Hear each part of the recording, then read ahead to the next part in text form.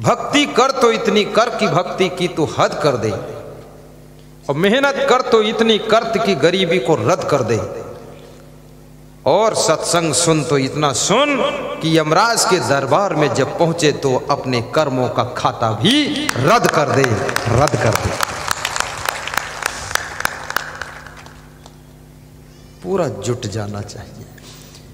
विद्यार्थियों को भी चाहिए पढ़ाई कर तो इतनी कर कि डिग्रियों का भी अंत कर दे।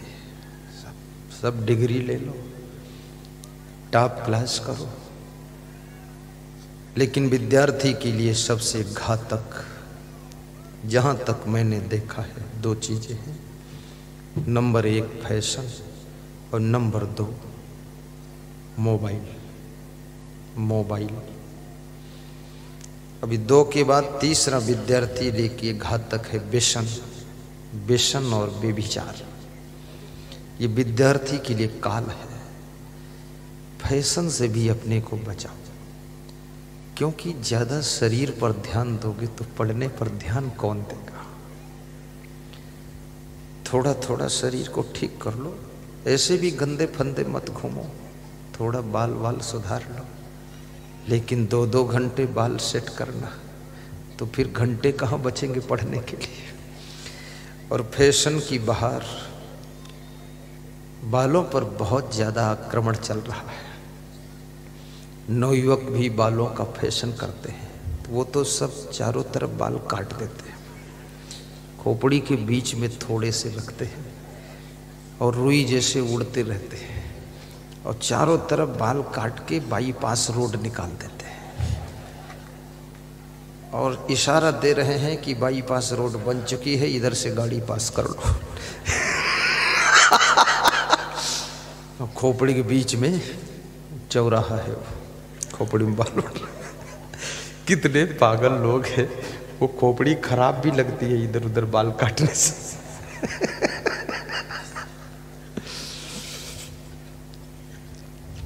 अब लड़कियों में, स्त्रियों में भी फैशन आया तो वो कुछ बाल आगे लटकाती है,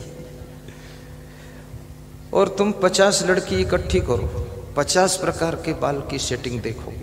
बुद्धिमान तो हैं लड़कियां, बहुत बुद्धिमान है। कोई इधर को लटका रही, कोई उधर लटका रही, कोई यहाँ से काट रही, कोई ऊपर खींच रही, कोई यहाँ डिजाइन बना रही है, कोई बीच में थोड़ा बाल फुला देती है, गुलगुब्बा बना देती है।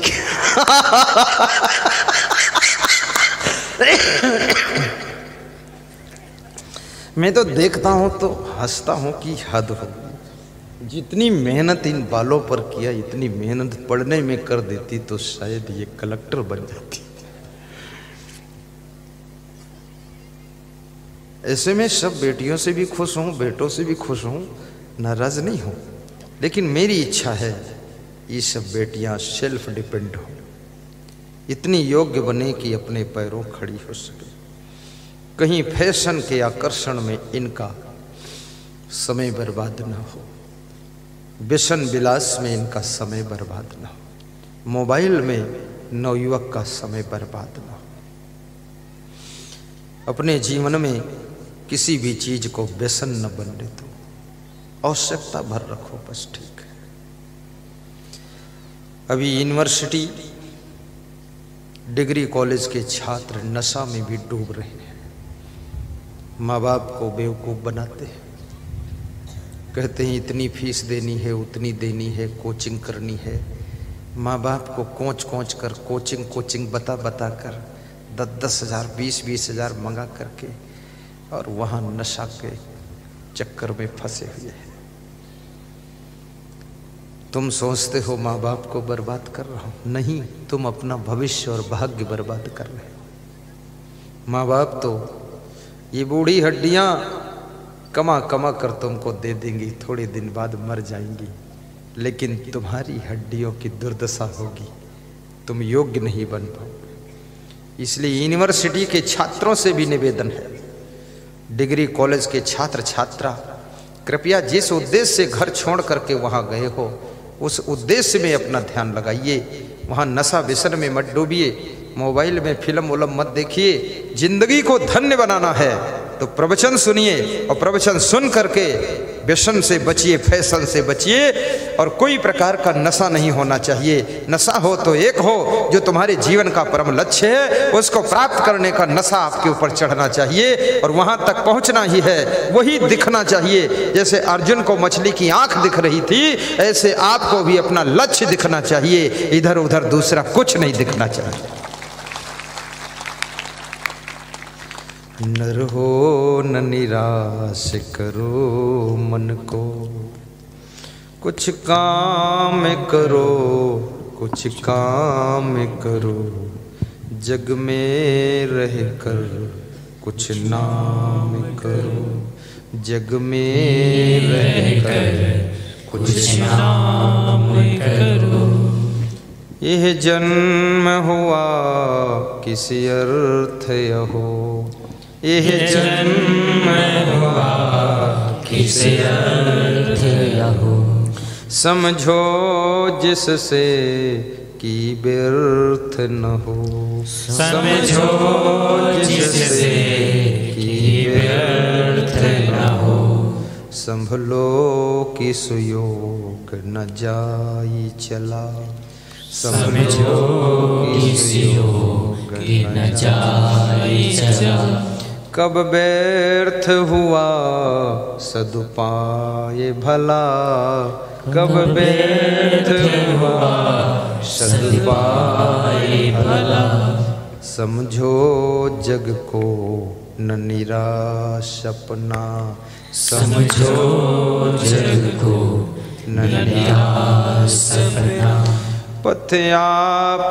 प्रशस्त करो अपना, पथ आप प्रशस्त करो अपना, अखिलेश्वर हैं मेरे गुरुवर हैं, अवलंबन को नर हो न निराश करो मन को, नर हो न निराश करो मन को, कुछ काम करो, कुछ काम करो, जग में रह कर कुछ नाम करो। आपका नाम भी होना चाहिए। किसी भी क्षेत्र में, विज्ञान का क्षेत्र हो या चिकित्सा की फील्ड हो या शिक्षा की फील्ड हो या साधना का मैदान हो या राजनीतिक दृष्टिकोण हो, लेकिन वहाँ पर भी आपका यश होना चाहिए। राजनीति भी करो, ईमानदारी से करो। राजनीति में भी ईमानदारों को ज़्यादा बढ़ने का मौका मिलता है। शिक्षा क्षेत्र में भी योग्य बनो, स्पेशलिस्ट बनो। जब तक तुम स्पेशलिस्ट नहीं बनो, इस संसार में तुम्हारी डिमांड नहीं। इसलिए विशेषज्ञ, स्पेशलिस्ट को हिंदी में क्या कहते हैं? बोलो। विशेषज्ञ जैसे होते हैं ना, heart specialist, eye specialist, kidney specialist, doctor होते हैं। जब तुम्हें बीमारी आती तो स्पेशलिस्ट को ढूंढते हो। ऐसे ही आप जिस क्षेत्र में काम करते हो उसमें स्पेशलिस्ट बनो। घर में रहने वाली महिलाओं को भोजन में स्पेशलिस्ट होना चाहिए।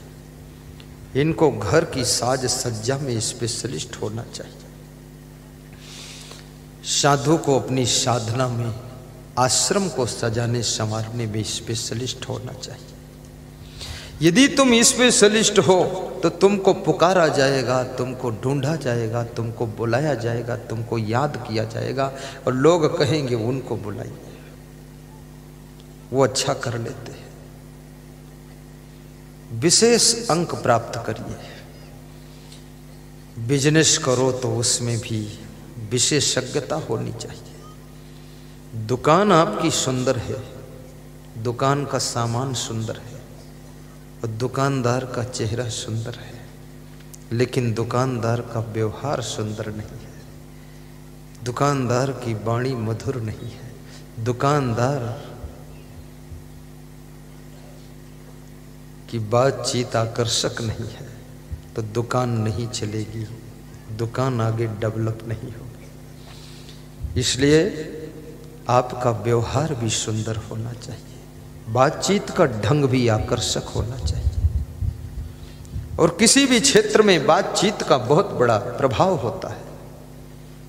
मनुष्य का विचारों का आदान प्रदान तो बातचीत के माध्यम से ही होता है। इसलिए बातचीत करने का तरीका सीखो। और ये तरीका अगर सीखना है तो आप रामायण, जो रामानंद सागर का सीरियल है ना, उसको सुनो तो उसमें भी तरीका बहुत है। कौन किससे बोलता है, कैसे शब्द हैं, राम कैसे बात कर रहे हैं, लक्ष्मण कैसे बोलते हैं। ज्यादातर राम बोलते हैं, लक्ष्मण चुप रहते हैं। चुप रहना भी सफलता की चाबी है। कहीं कहीं चुप रहना चाहिए। अगर कोई तुमसे अच्छा बोलने वाला है तो वहां चुप रहो, और अगर तुमसे अच्छा कोई बोलने वाला नहीं तो वहां तुम ही बोलो। फिर चुप मत रहो। तुमसे अच्छा कोई कार्य करने वाला है तो उसको चांस दे दो। अगर तुमसे अच्छा कार्य का रिजल्ट कोई नहीं दे सकता तो तुम स्वयं करो फिर उसको। हमारे आश्रम पर जब फोन आता था, आज के 34 साल पहले, उस समय फोन थे, मोबाइल नहीं थे, तो हमारे आश्रम के संचालक साहब मेरे पास आते थे। वो बोलते थे तुम बात करो। तो मैंने कहा आप बड़े हैं, आप करिए। बोले नहीं, हमको बात करना उतना आता नहीं है, तुम अच्छे तरीके से बात करोगे। बात करना भी एक कला है, काम करना भी कला है, भोजन बनाना भी कला है, भोजन परोसना भी कला है, झाड़ू लगाना भी कला है, कपड़ा धोना सुखाना तहा करके रखना भी कला है, घर के सामान को सजा धजा कर रखना वो भी कला है। बहुत सी कलाएं संसार में हैं। गाड़ी चलाना भी कला है, गाड़ी को साफ करना भी कला है, गाड़ी बिगड़ जाए उसको बना देना वो भी कला है। ये माइक चलाना भी कला है। ये जो माइक चला रहे हैं हमारे संत जी बहुत कलाकार हैं। वे कभी आते नहीं, दर्शन नहीं देते, पीछे बैठे रहते हैं गाड़ी के अंदर ही। और इतनी मशीनें लगी हैं, तुम झांक कर देख लेना कभी इच्छा हो आपकी। बड़ा कलाकार व्यक्ति है वो, इधर आता ही नहीं है। 3-3 दिन हो जाते हमको भी नहीं मिलता है। हमारा ही चेला बोलता है कला खेल रहा हूँ, मिलने की जरूरत नहीं है, कला कंद बना रहा हूँ।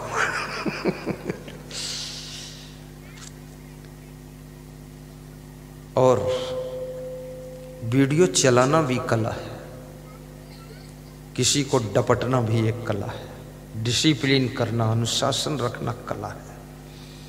कितने लोग ऐसे होते जब वो पहुंचते हैं सब कंट्रोल हो जाता है, कंट्रोल। और कितने लोग उसी में बैठे रहेंगे, खुद ही बेकंट्रोल।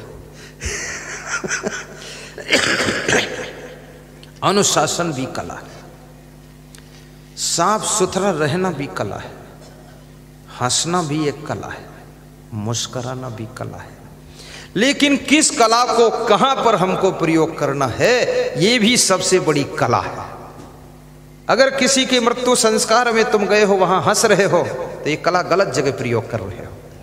अगर किसी के शादी में गए हो, वहां रो रहे हो, तो ये कला गलत जगह। रोना भी कला है, और ये रोने की कला महिलाओं में सबसे ज्यादा होती है।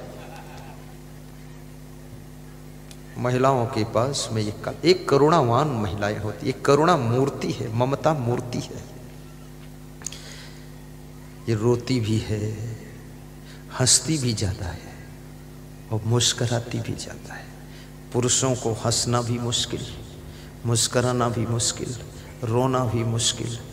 पुरुष बुरी तरह से फंस जाता है, ना खुल के रो सकता है, बूंग मार के रोता नहीं है, शर्माता है, अंदर सिसक सिसक कर रोता है, ई करता है। और महिलाएं जब रोती है, अरे पूरा फूट फूट कर रोती है, आ दैया रे, मैया रे, भैया रे, सब बोलती है।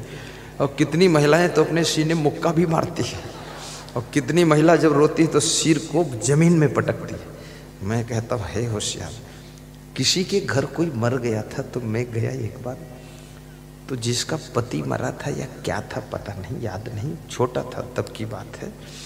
लेकिन वो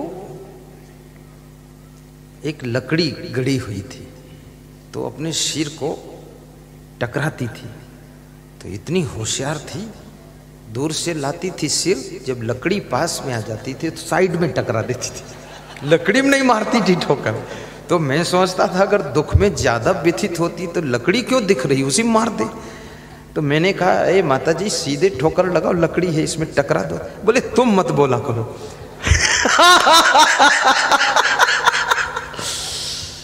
रोना ये भी बहुत बड़ी कला है।